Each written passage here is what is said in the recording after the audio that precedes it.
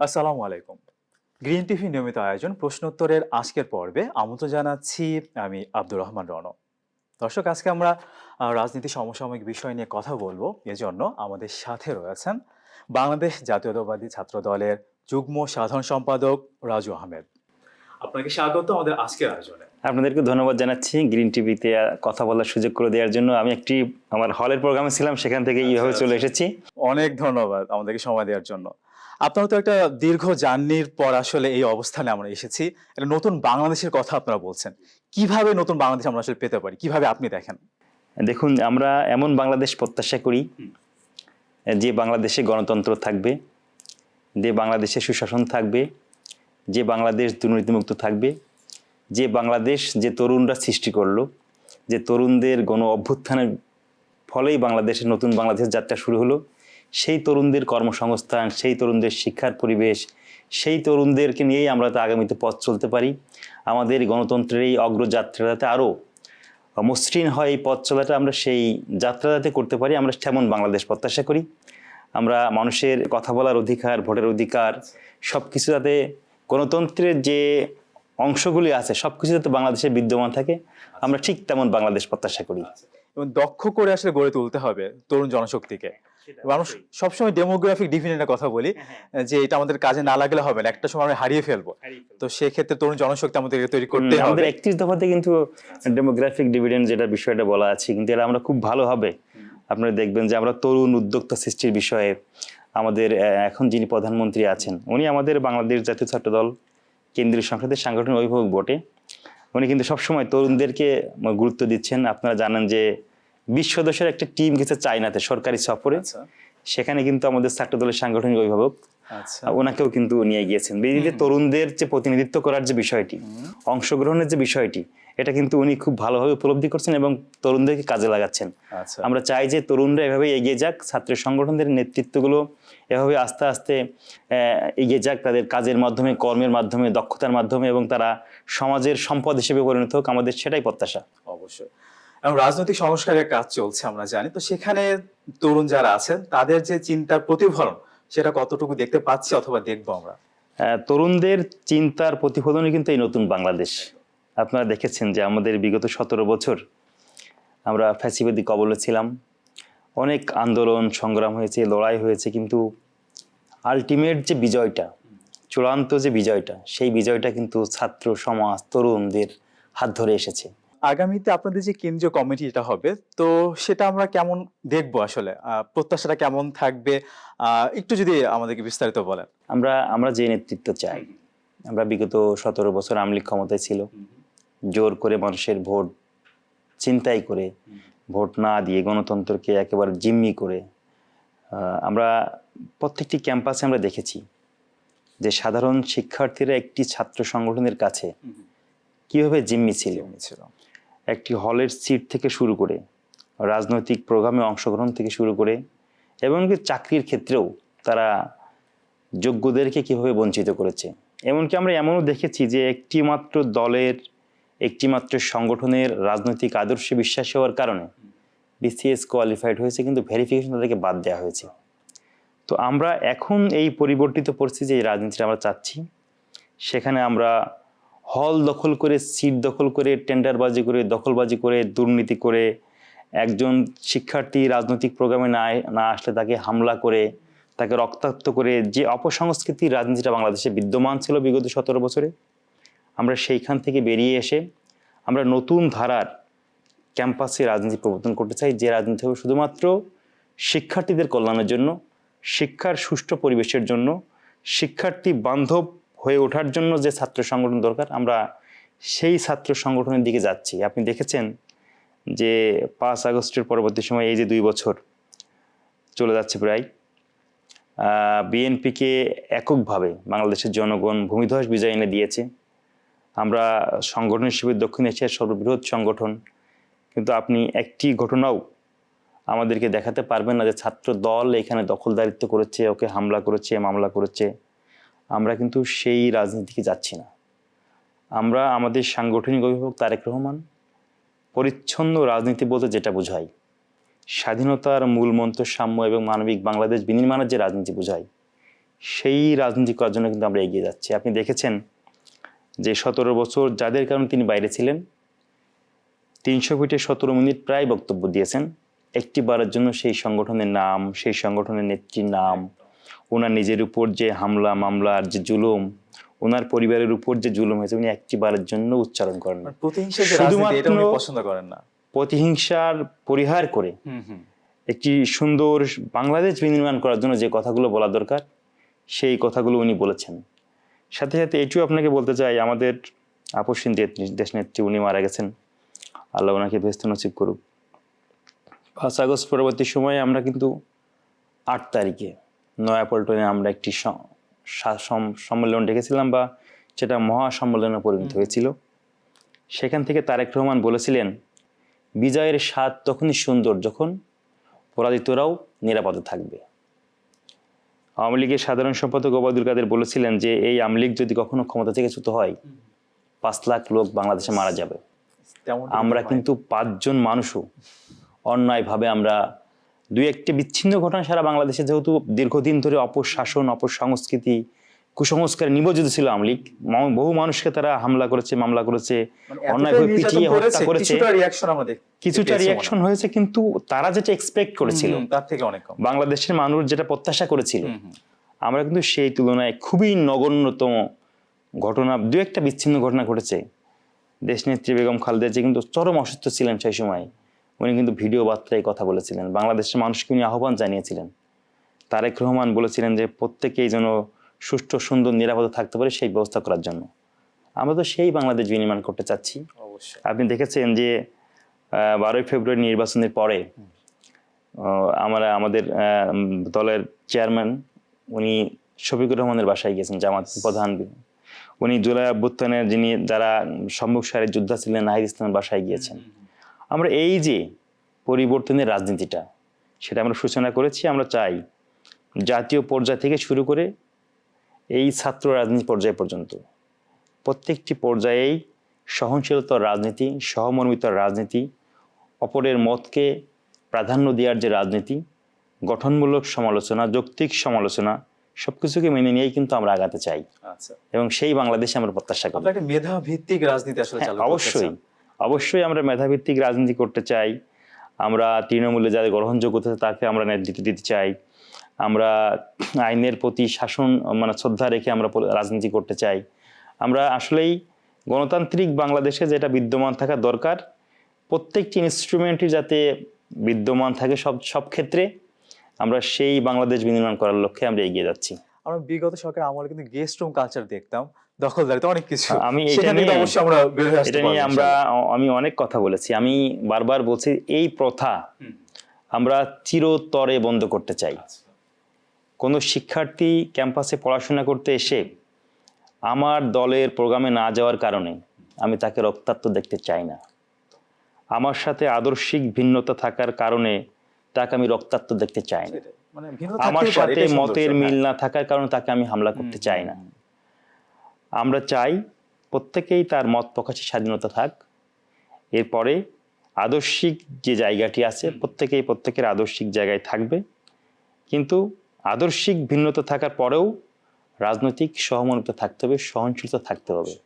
সেটাই গণতান্ত্রিক বাংলাদেশের সৌন্দর্য হবে বলে আমার প্রত্যাশা। তাহলে সাধারণ ছাত্রদের সাথে ছাত্র দলের একটা গ্যাপ, সেটা তো আসলে দেখুন, এটাও আমরা বলেছি যে বিগত 17 বছর শুধুমাত্র ছাত্র দলের কর্মী হওয়ার কারণে, ছাত্র দলের নেতা হওয়ার কারণে আমরা প্রত্যেকটি ক্যাম্পাসে, আমি নিজেও 6 মাস 7-8 দিন জেলে থেকেছিলাম। ঢাকা বিশ্ববিদ্যালয় ক্যাম্পাসে 5 বার ছাত্রলীগের দ্বারা হামলার শিকার হয়েছি। তো এই যে গেস্ট রুম কালচার, কোন রুম কালচারের কথা আপনি বললেন, আমরা মনে করি যে এই সব কিছু পরিহার করেই আমাদের আগামী দিনের ছাত্র রাজনীতিকে ঢেলে সাজাতে হবে, এবং যেই রাজনীতি হবে শুধুমাত্র শিক্ষার্থী বান্ধব এবং শিক্ষার্থী বান্ধব। জাতীয় রাজনীতি হবে শুধুমাত্র জনকল্যাণমূলক এবং জনকল্যাণমূলক। তাহলে এই রাজনৈতিক সৌন্দর্য ফিরে আসবে। সাম্প্রতিক সময় কিন্তু আমরা একটা জিনিস খুব বেশি বলি, মব জাস্টিস। এই বিষয়টাকে কিভাবে দেখেন? এখান থেকে আমরা কিভাবে বেরিয়ে আসবো? এটা হচ্ছে যে আপনার রুল অফ ল। আচ্ছা, এটা যদি আপনি মেনে চলেন, একজন মানুষ অপরাধ করলে তার আইনের আওতায় নিয়ে আসতে হবে। আমি আইনটা নিজের হাতে তুলে নিতে পারি না।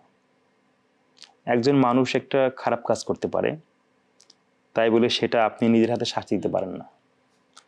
আমরা বারবার এই বিষয়টাকে নিবৃত্ত করার চেষ্টা করেছি। আমাদের দলের চেয়ারম্যান থেকে শুরু করে প্রত্যেকটি অঙ্গ সংগঠনের প্রেসিডেন্ট সেক্রেটারি আমাদেরকে নির্দেশনা দিয়েছে যে আওয়ামী লীগ আমলে, ফ্যাসিবাদী আমলে অনেক অন্যায় করেছে, জুলুম করেছে, নির্যাতন করেছে, কিন্তু ওনাকে নিজের হাতে শাস্তি দেওয়া যাবে না। আমরা মামলা করেছি, আইনি প্রক্রিয়াতে গিয়েছি, আমরা সেই দিকে দিতে চাই, আমরা আইনের শাসনের দিকে দিতে চাই। মব জাস্টিস করে, জোর করে মানুষের উপর হামলা করে আইনটাকে নিজের হাতে তুলে নেওয়াকে আমরা অন্যায় মনে করি এবং আমরা এই পথারও অবসান চাই। অবশ্যই। আমরা দেখি সাধারণত অনেক সময় দেখেছি যে সামাজিক যোগাযোগ মাধ্যমে অথবা ক্যাম্পাসেও বুলিং এর যে ব্যাপারটা, এটা কিন্তু তরুণদের কিন্তু মানসিক আঘাতও করছে, স্বাস্থ্যের অবনতি ঘটাচ্ছে। তো এই ব্যাপারে আসলে আপনাদের আসলে কি পদক্ষেপ আমরা আশা করতে পারি? এটা সাধারণ শিক্ষার্থীদের সচেতনমূলকভাবে গড়ে তোলার কোনো বিকল্প নেই। একটা সচেতনতা বৃদ্ধি করা, শিক্ষার্থীদের কিন্তু আমরা এই বুলিংয়ের শিকার না হয় সামাজিকভাবে সচেতন করে তোলা। তারপরে আপনার সুন্দর সুন্দর কন্টেন্ট ক্রিয়েট করে সাধারণ শিক্ষার্থীদেরকে সচেতনতা বৃদ্ধি করা। কালকেও যেমন আমি দেখেছি আমার রকা হলের আমার প্রেসিডেন্ট শ্রাবণী, ওরা একটা প্রোগ্রাম করছে সুন্দর করে, সাধারণ নারী শিক্ষার্থীরা যাতে বুলিংয়ের শিকার না হয় ক্যাম্পাসগুলোতে। আমরা দেখেছি যে একটি রাজনৈতিক দলের নারী কর্মী হওয়ার কারণে অন্য রাজনৈতিক দলের কর্মীরা তাদেরকে কীভাবে নেগেটিভভাবে সামাজিক যোগাযোগ মাধ্যমে হেনস্থা করে, বুলিংয়ের শিকার করে। ওরা দেখলাম কালকে সুন্দর একটা প্রোগ্রাম করেছে। আমরা এমন করেই সচেতনতা সৃষ্টি করেই এই বুলিং প্রথা মব জাস্টিসের মতোই বিলুপ্ত করতে চাই। সাধারণ শিক্ষার্থীদের সাথে সাথে বাংলাদেশের সাধারণ নাগরিক এবং সুশিক্ষায় যারা শিক্ষিত নাগরিক, নাগরিক সচেতনতা বৃদ্ধি করেই এটা করা সম্ভব। আপনার একজন ভাই, আমার একজন ভাই, বা আমার রক্তের সম্পর্কের একজন, ও কি সামাজিক যোগাযোগ মাধ্যমে আরেকজনকে হ্যারাসমেন্ট করছে কিনা, এটা আমার আপনারও দায়িত্ব। অবশ্যই যে আমার পরিবারের একজন সদস্যের কারণে অন্যের পরিবারের একজন সদস্যর কি সামাজিক যোগাযোগ মাধ্যমে বুলিংয়ের শিকার হচ্ছে কিনা, এই যে সামাজিক সচেতনতা তৈরি করার, এটার কোনো বিকল্প নেই আমরা মনে করি। অবশ্যই আমরা মুক্ত চিন্তার কথা বলি, ভিন্ন মতের কথা বলি, তো সেক্ষেত্রে আসলে ছাত্রদল আসলে কতটা এই বিষয়ে আসলে কাজ করছে, সহনশীলতা যে ব্যাপারটা, সেই জায়গা থেকে আমরা সবসময় আমার দলের যিনি প্রতিষ্ঠাতা শহীদ প্রেসিডেন্ট জিয়াউর রহমান, আপনারা ব্যাকগ্রাউন্ড হিস্ট্রিটা জানেন। ওই সময় কিন্তু 1971 সালে বাংলাদেশে অনেক ডার্ক সাইডের নেতা ছিলেন, অনেক রাজনৈতিক দলের নেতাকর্মীরা ছিলেন, কিন্তু কেউ কিন্তু স্বাধীনতার ঘোষণা দেওয়ার মানুষটি খুঁজে পাওয়া যায়নি। তো উনি একজন মেজর থেকে দেশপ্রেমে বলিয়ান হয়ে, দেশপ্রেমের মানুষের ভালোবাসায় উজ্জীবিত হয়ে উনি কিন্তু স্বাধীনতার ঘোষণা দিয়েছিলেন, রণাঙ্গনে বীর মুক্তিযোদ্ধা করেছেন। আমরা সবসময় কিন্তু উনি বাংলাদেশের বাংলাদেশ না, সারা বিশ্বের ইতিহাসে উনি প্রথম ব্যক্তি যে স্বৈরশাসন থেকে একটি গণতান্ত্রিক বাংলাদেশের দিকে উনি নিয়ে গিয়েছেন। তার স্ত্রী বেগম খালেদা জিয়া 90 স্বৈরশাসন থেকে শুরু করে দেখেন গণতান্ত্রিক বাংলাদেশ বিনির্মাণ করার জন্য কেমন কাজ করেছেন, এবং তাদের সুযোগ্য জ্যেষ্ঠ পুত্র তারেক রহমান এই জুলাই গণ অভ্যুত্থান আন্দোলনে তার অবদানটাও আপনারা জানেন। আমাদের এই দলটাই তো আসলে গণতান্ত্রিক অগ্রযাত্রার জন্য সবসময় সম্মুখে ছিল। আপনি হিসাব করেন যে কোনো না কোনো দল, বাংলাদেশের যতগুলো রাজনৈতিক দল আছে, তারা কোনো না কোনোভাবে, জাতীয় পার্টি কিন্তু স্বৈরাচারের ছিল এক সময়, আওয়ামী লীগ স্বৈরাচার ছিল এক সময়, এই প্রত্যেকেই কিন্তু স্বৈরাচারের দোসর ছিল। কিন্তু আমাদের একমাত্র দল যে শুধুমাত্র আমরা স্বৈরাচারের বিরুদ্ধে লড়াই করেছি, গণতান্ত্রিক পথে আমরা থেকেছি। আমরা গণতন্ত্রের জন্য আজীবন আমাদের এই লড়াই চলমান থাকবে, আমরা এই প্রত্যাশা রাখি।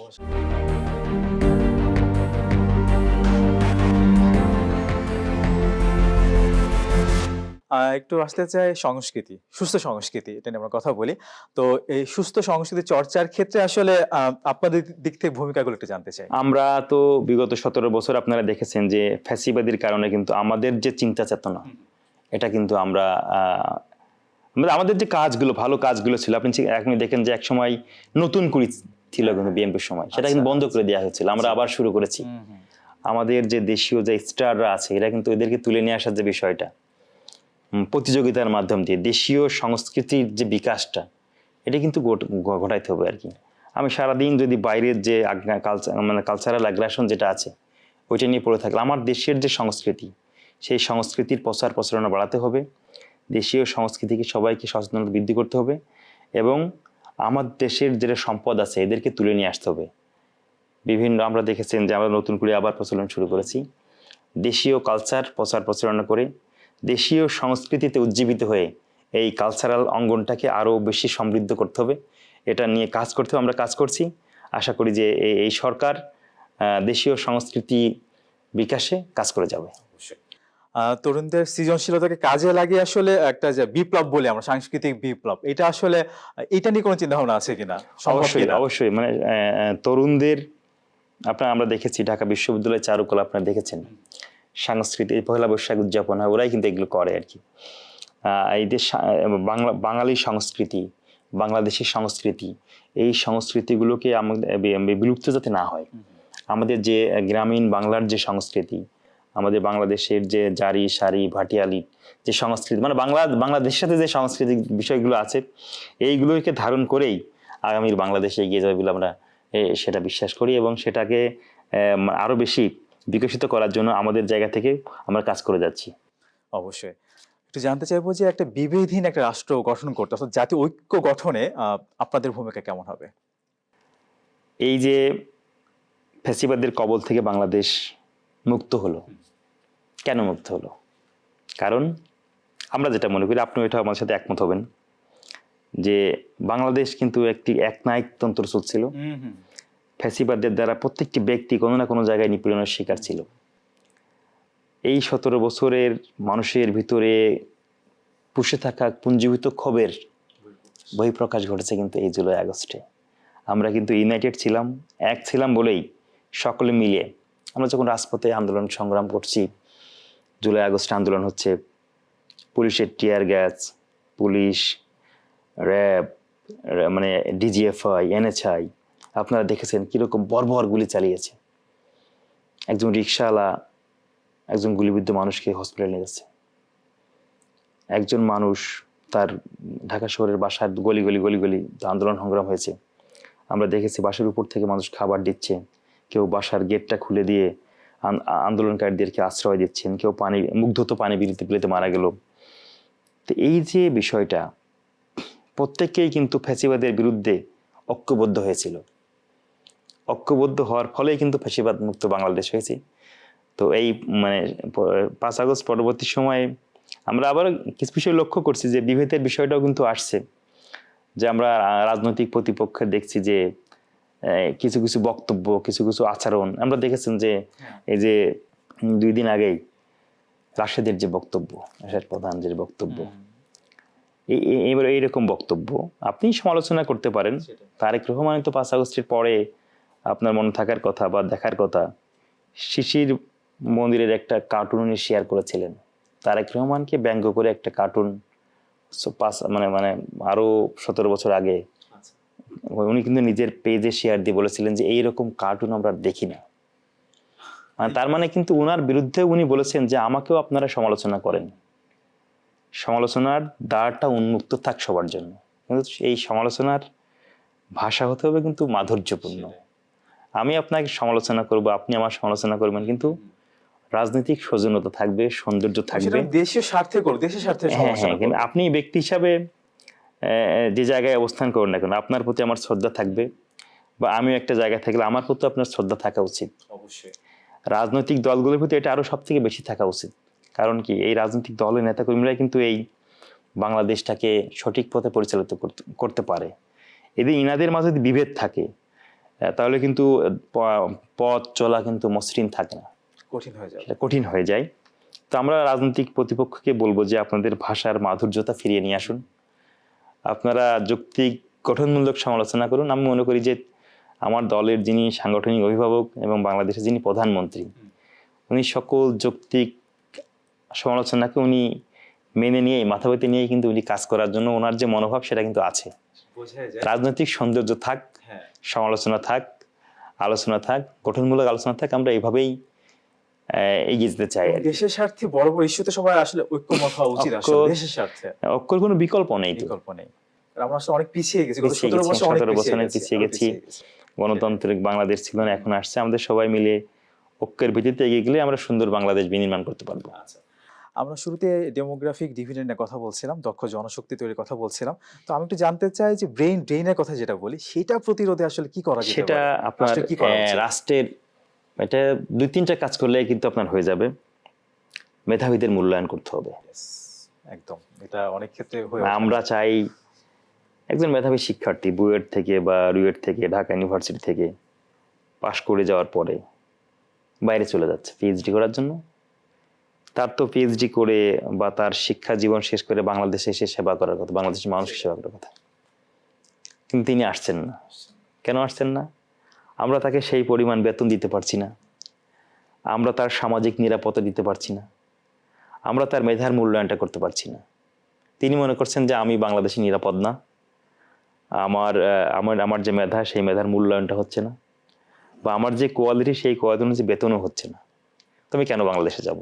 এটাও ঠিক। তারপর কিছুটা স্যাক্রিফাইস কি করা যায় না এই দেশের যে জন্য? এই যে বিষয়টি, এইবার আপনি আর জায়গায় আসছেন, সবকিছুর ঊর্ধ্বে উঠেই একদম। এবং তাকে দেশকে তৈরি সেবা করতে করার কিন্তু জন্য অনেক খরচ হচ্ছে আমাদের।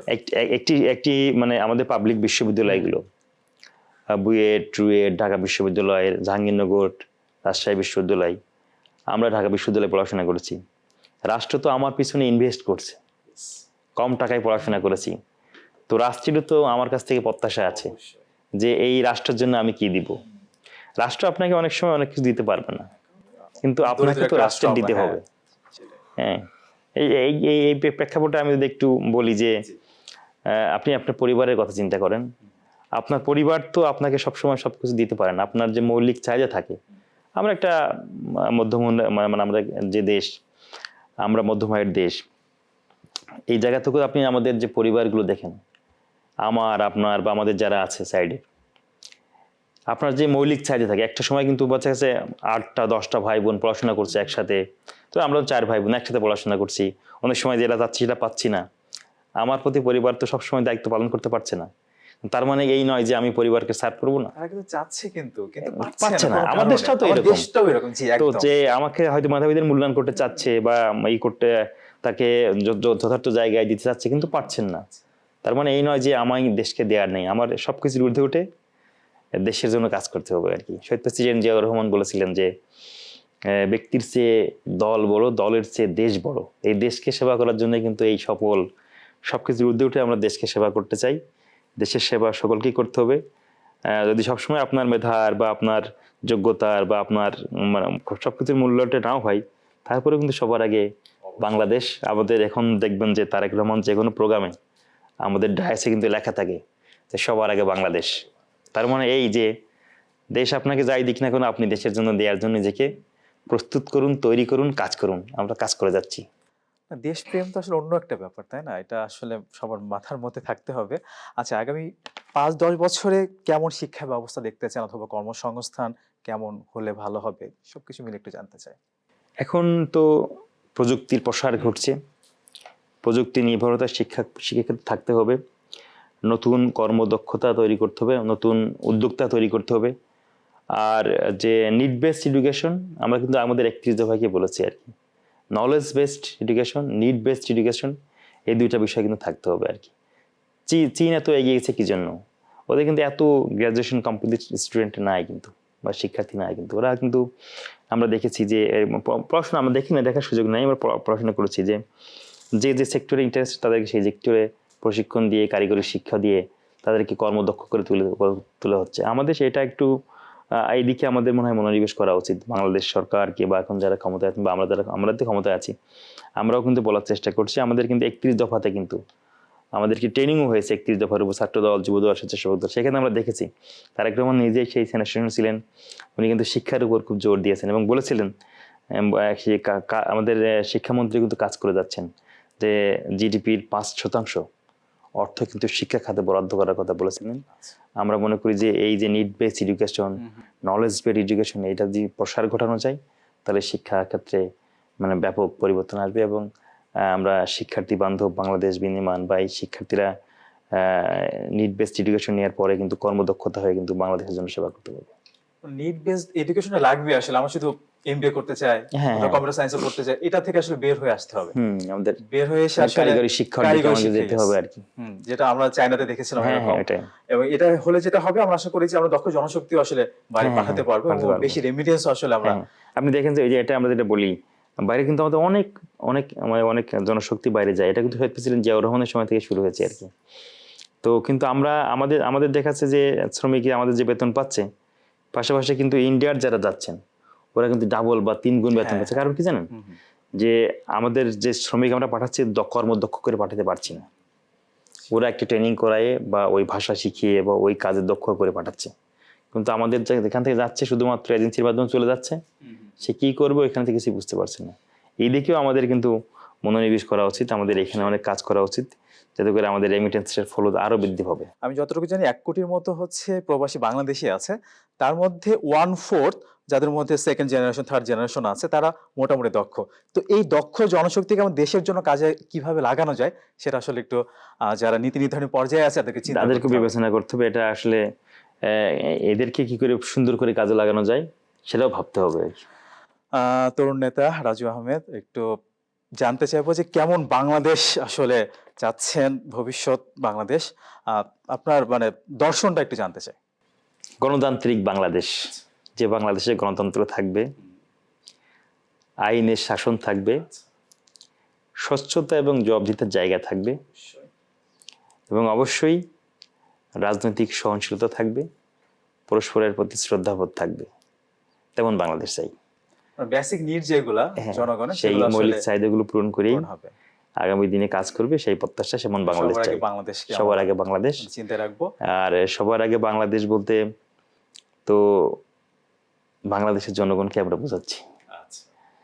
বাংলাদেশের জনগণের স্বার্থেই সবার আগে বাংলাদেশের জনগণ সবার আগে, তাদেরকে সেবা করেই রাজনৈতিক দলগুলো এগিয়ে যাবে সেই প্রত্যাশা করি। সবাই একসাথে সবাইকে নিয়ে কাজ করতে হবে, ঐক্যবদ্ধভাবে কাজ করতে চাই, কাজ করা উচিত। আমরা সবাই মিলে সবার জায়গা থেকে যে ঐক্যবদ্ধ বাংলাদেশ 71 যেমন মানে আমরা ঐক্যবদ্ধভাবে বাংলাদেশকে স্বাধীন করেছি, 24 যেমন ছিলাম, 24 যেমন হলো অভ্যুত্থান হয়ে গেল, 90-এও কিন্তু যারা একসাথে মিলে কিন্তু এই স্বৈরাচারের পতন হয়েছে। তো বাংলাদেশের সকল সংকটকালীন সময়ে রাজনৈতিক দলগুলো কিন্তু কাঁধে কাঁধ মিলিয়ে কাজ করেছে। তো এই বাংলাদেশকে সুন্দরভাবে বিনির্মাণ করার জন্য, সামনের দিকে এগিয়ে নেওয়ার জন্য কিন্তু কাঁধে কাঁধ মিলিয়ে কাজ করার কোনো বিকল্প নেই। আমরা সেই বাংলাদেশ চাই, আমরা সেই প্রত্যাশা করছি। আমরা প্রত্যাশা করব আপনাদের মতো তরুণ নেতাদের হাত ধরেই নতুন বাংলাদেশ আমরা একটা পাবো ইনশাল্লাহ। আপনাকে অনেক ধন্যবাদ। আপনাদেরকে ধন্যবাদ, গ্রিন টিভিকে ধন্যবাদ জানাচ্ছি আমাদেরকে কথা বলার সুযোগ করে দেওয়ার জন্য। আপনাকে ধন্যবাদ। দর্শক, এখানে শেষ করছি। এতক্ষণ সাথে থাকার জন্য অনেক অনেক ধন্যবাদ। আগামী পর্বে আবারও দেখা হবে। সেই পর্যন্ত ভালো থাকুন, সুস্থ থাকুন। আসসালামু আলাইকুম।